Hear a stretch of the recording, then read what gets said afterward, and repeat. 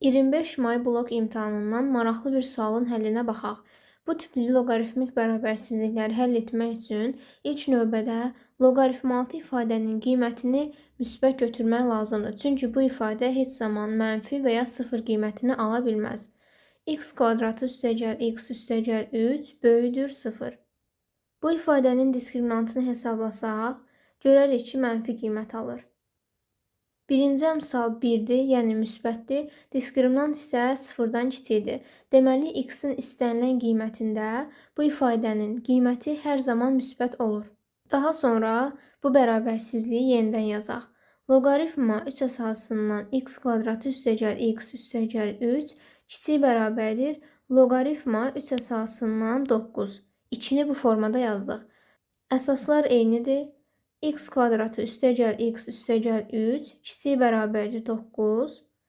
X kvadratı üstəgəl x çıx 6 kiçik bərabərdir 0. Vuruqlara ayıraq. X üstəgəl 3, x çıx 2 kiçik bərabərdir 0. İntervallar üsulu ilə yazaq. Kökləri olur -3, 2. Bu aralıqdan 3 qoysaq müsbət, mənfi, müsbət. Bizə 0-dan kiçik aralıq lazımdır, yəni bu aralıq. Deməli, x-in ala biləcəyi qiymətlər olur -3, 2 aralığı. Bizdən isə bərabərsizliyin ən kiçik həllini tapmaq tələb olunurdu.